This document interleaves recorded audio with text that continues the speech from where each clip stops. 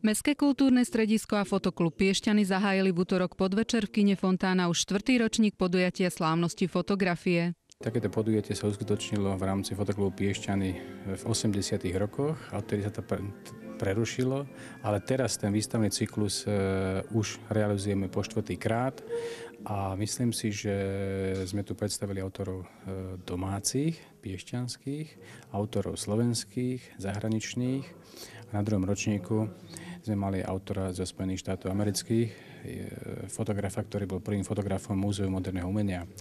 V súčasnosti sa predstavuje na tejto výstave fotografie Petra Bugára, Čína, Nové hranice a fotografie Štefana Podolského, ktorý bol archivárom v meste Piešťany v štátnom archíve do roku 1960. Táto výstava je realizovaná v spolupráci s Malnovickým múzeom. Slávnosti fotografie budú prebiehať v mesiacoch november a december. Počas týchto 2 mesiacov odprezentujú svoje diela desiatky fotografov, a to v kolektívnych, ale aj individuálnych výstavách.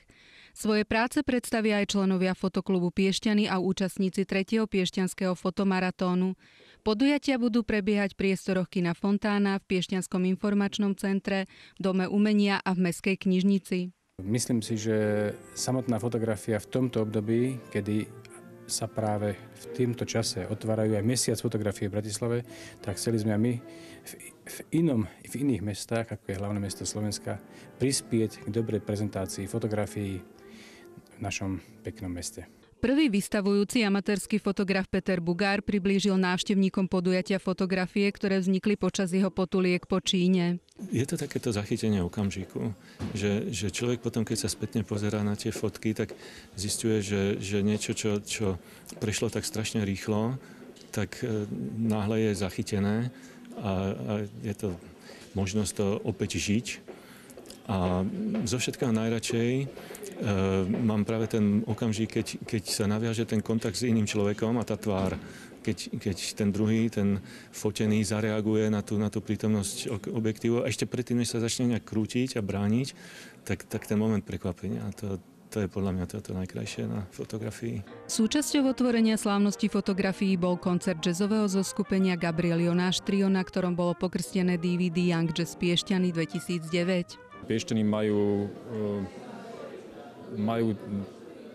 dá sa povedať, také v povedomí vlastne toto mesto zavedené ako mesto s vysokou kultúrnou úrovňou a treba to kultivovať, treba v tom pokračovať ďalej a ja viem, že to je ťažké, lebo sám organizujem v Bratislave jazzový život a viem, ako ťažko sa na to zháňajú peniaze, lebo na kultúru sa samozrejme, že musia tie peniaze nejak vypýtať od štátu alebo od sponzorov, ale stojí to za to, lebo myslím si, že to podvihlo vlastne celý tento región, aj teda ten piešťanský, aj ten bratislavský, že sa viacej hraje aj tento druh hudby.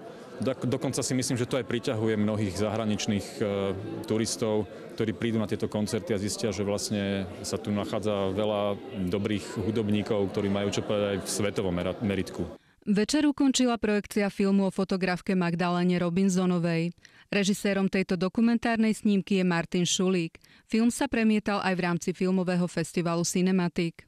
Je to dokumentárny film o jej ceste životom. A tie výpovede sú veľmi úprimné, sú veľmi citové, sú priame, nič tam nie je hrané. A v momente, keď sme dotočili, tak a ten film stále ešte nebolo jasné, o čom bude, ani kto je jeho režisér, pani Robinsonová asi 5 dní na to zomrela.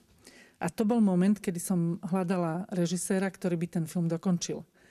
Oslovila som Mareka Šulika, ktorý zhodou okolností mi spomínal, že ako mladý chlapec mal na stene jej fotografie, lebo je tiež zo Žiliny ako on a sníval o tom, že raz sa stane fotografom ako pani Robinsonová. To bol môj dôvod, prečo som jeho oslovila, aby sa stal režisérom tohto filmu. Jednotlivé výstavy fotografií budú prebiehať v 3-týždňových cykloch a návštevníci si ich môžu prezrieť až do konca decembra. Rudana Brezovská, televízia Karpaty.